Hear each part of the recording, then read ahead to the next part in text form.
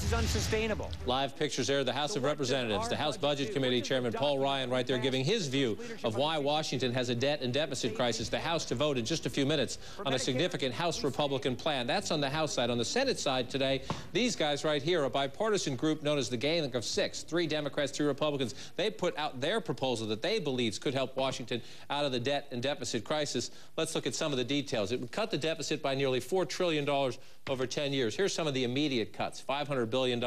It would adjust how Social Security recipients get inflation adjustments, freeze congressional pay, also sell a lot of unused federal property. That would start to get you to cuts of about $500 billion. It would make, and this is controversial, nearly $300 billion in Medicare savings. They call them reforms. Others will call them cuts. Also change the growth rate in Medicare over the years. Reimbursements to doctors, again, that's always controversial. Here's the big part here. You have 3 Republicans saying, yes, the federal government needs more money in tax revenues. They'd get about $1 trillion. They would do it not by raising rates. They'd actually cut rates, simplify the tax code, 3 tax brackets, repeal the alternative minimum tax, and have a single corporate tax rate. They say by getting rid of the loopholes makes it simpler. For most people, taxes go down. Washington would get more money. And they then would tell the key committees in Congress, you have to come up with budget savings. The military, $80 billion. Health and education program, $70 billion. You see the list going down here. These are the cuts. They have tax revenues as well. They touch entitlement programs. They want to move pretty quickly to get to nearly $4 trillion. The challenge now for these 3 Democrat and 3 Republican senators, now that their plan is out, selling it. So let's go up to Capitol Hill to check in with 2 members of this so-called Gang of Six. Senator Kent Conrad of North Dakota is a Democrat. Saxby Chambliss of Georgia is a Republican. Gentlemen, I want you to start. I've just explained some of the details in the plan, but I want to start by listening to the president today. He came into the White House briefing room. He didn't say he loved everything, but he did offer some high praise. And so for us to see Democratic senators acknowledge that we've got to deal with our long-term debt problems that arise out of our various entitlement programs, and for Republican senators to acknowledge that revenues will have to be part of a balanced package that makes sure that nobody is disproportionately hurt from us making progress on the debt and deficits, I think is a very significant step. And yet, Senator Conrad, let me start with you first. The Democrats control the Senate. The number 2, Dick Durbin, says this plan, while he might like parts of it, is, quote, not ready for prime time and can't be considered as part of the train we're on right now that's approaching this August 2nd deadline for possible default. Why not? The point that he's making is to get it scored, to get it in legislative draft language within 2 weeks. That's a challenge. But he has come up with a number of innovative and creative ideas about how it might be included in what's considered. So, look, the important thing is Republicans and Democrats have come together around a comprehensive plan that reforms the entitlements, reforms the tax code of the United States, and cuts spending, and reduces the debt by almost $4 trillion over the next 10 years. And you know, you had 50 senators at a meeting this morning, the vast majority saying, hey, this is headed in the right direction.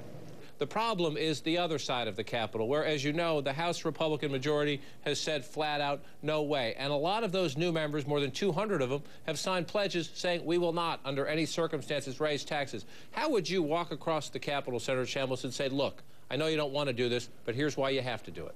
Well, John, what they've said is, same thing I've said, that they don't like tax increases. This is actually going to be a huge tax rate decrease. And under current law, it's going to be scored as a tax cut, almost $1 trillion tax cut. But at the same time, when you reform the tax code, just like Kent was just saying, what we've been able to do is to make major reductions in tax rates by the elimination of tax expenditures and tax credits, lower the corporate rate so that we can take some of this capital that's sitting on the sidelines and have it reinvested in America, create more jobs, energize the economy.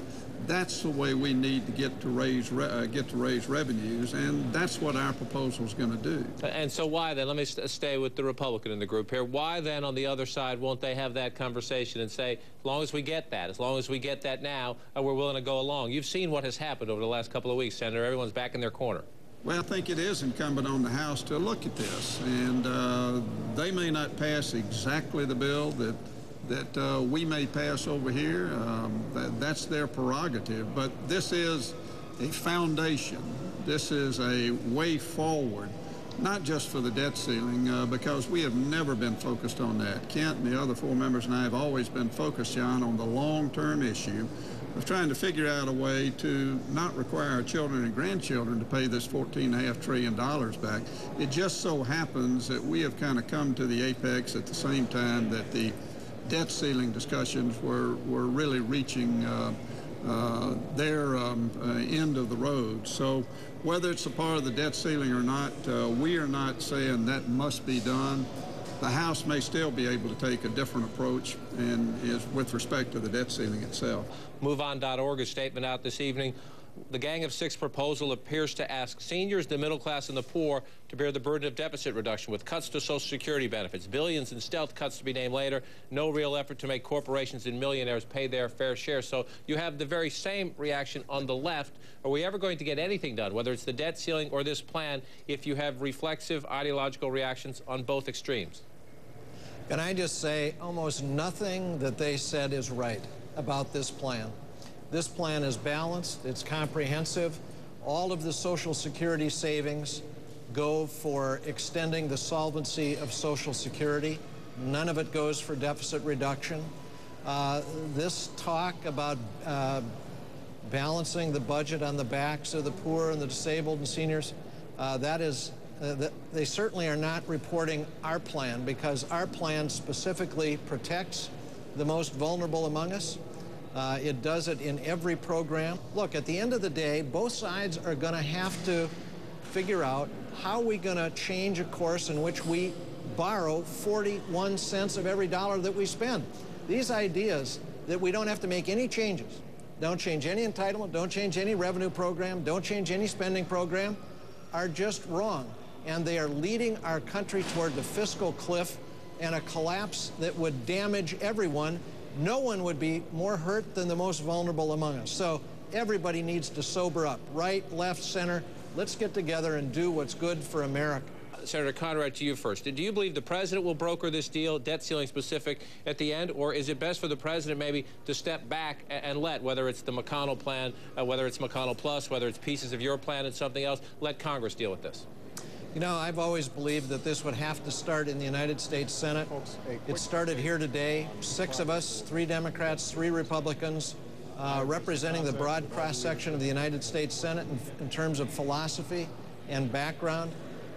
We took that plan to 50 members of the United States Senate this morning, about evenly divided, overwhelmingly positive reaction. So we intend to keep pushing to try to make certain that this plan gets before our colleagues. Senator Chambliss, let me close with you. I've been in this town for a couple decades now. Neither of you are new to this process. There are some people who say they've never seen quite the gulf, not just ideologically, but in how they proceed, the temperament and the like between the House and the Senate as we have right now. Do you agree with that? Yeah, I think there is a pretty significant divide, and sometimes that makes for good government, though. So I'm not discouraged by what we're hearing from colleagues on the other side of the Capitol. Look, they're smart people. They're elected representatives, and they deserve to be a part of the mix. And we're going to do our best to incorporate them into the mix and listen to their ideas. Gentlemen, appreciate your time tonight. Sure. Good to be with you. Still ahead on the floor of the House of Representatives, they're nearing a vote on cut, cap, and balance. That's the House Republican plan, moments away from a